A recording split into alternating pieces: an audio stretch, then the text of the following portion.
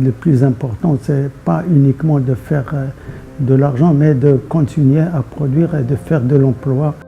Il faut avoir la confiance en soi, il faut en même temps avoir du courage. Je voulais quand même continuer à m'aventurer.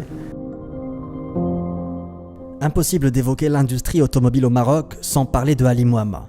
Né à Casablanca en 1952, ce berbère d'origine a passé la plus grande partie de sa vie à faire progresser le secteur de l'automobile au Maroc. Il lui a fallu plus que du courage pour réussir, des années d'apprentissage. Ceci est l'histoire de réussite de Ali Mohamma.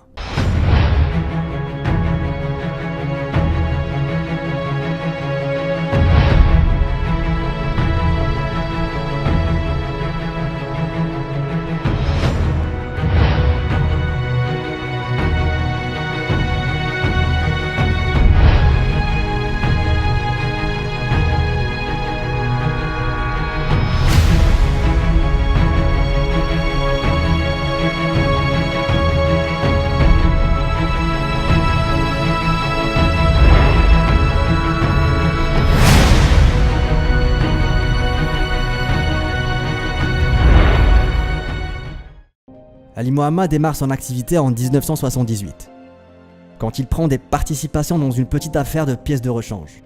Un crédit accordé lui permettra de prendre la gestion de Atlas Auto, spécialisé dans l'importation et la distribution de pièces de rechange automobiles. En 1983, il rachète les parts de ses associés et démarre son parcours de réussite, dans un domaine où il investira et s'investira pour le reste de sa vie. Il faut dire que j'étais un peu tenté de faire une aventure, de rentrer dans les affaires, parce que je me suis dit que je peux réussir. Et avec le début, avec cette petite aventure de la distribution de la pièce de rechange, donc avec un petit financement de la famille, donc il fallait quand même. Donc j'ai pu avoir cette affaire, mais avec des engagements que je rembourse moi le gros de cette affaire. Ali Mohamma va comprendre assez vite, à travers son expérience dans la pièce de rechange, que parmi les pièces de rechange les plus courantes et les plus demandées, le filtre figure en très bonne place.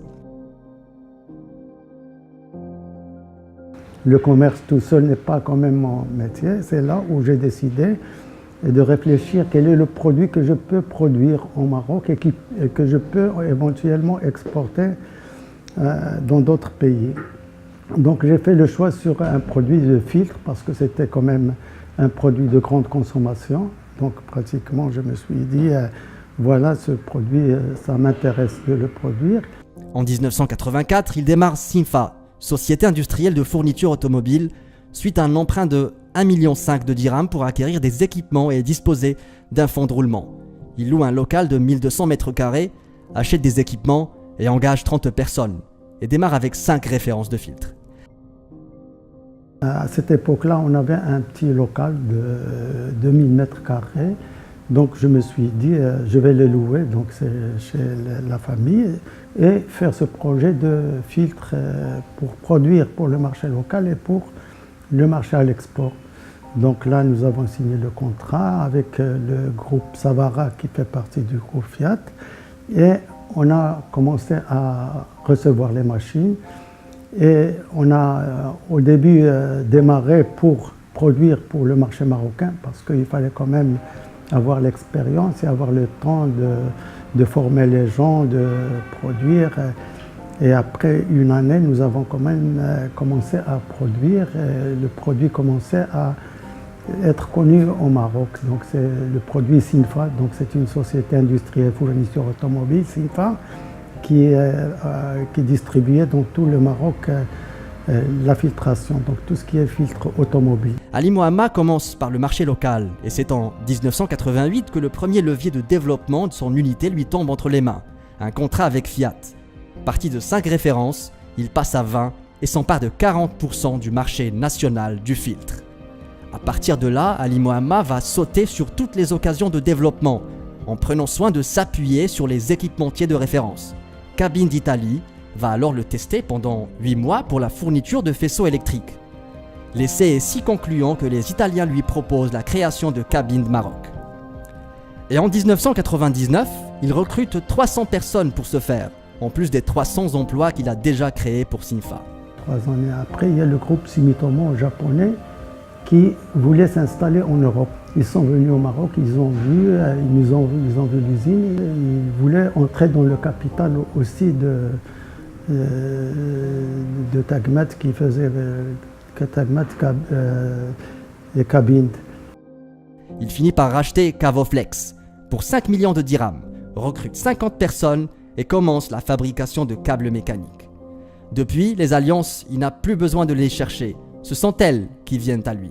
J'ai pu avoir un partenariat avec un groupe américain qui s'appelle Clarcor, qui est l'un des plus grands groupes de la filtration industrielle aux États-Unis, en Amérique. Et la réussite, c'est surtout de trouver des partenaires, parce que rester tout seul, aujourd'hui en tant que Marocain, et produire dans l'industrie automobile, c'est pas évident. Pour Ali Mohammed, le secret de la réussite se résume en de la détermination et de la formation continue. Il faut avoir la confiance en soi, il faut en même temps avoir du courage, il faut connaître un peu ce qui se passe dans le monde.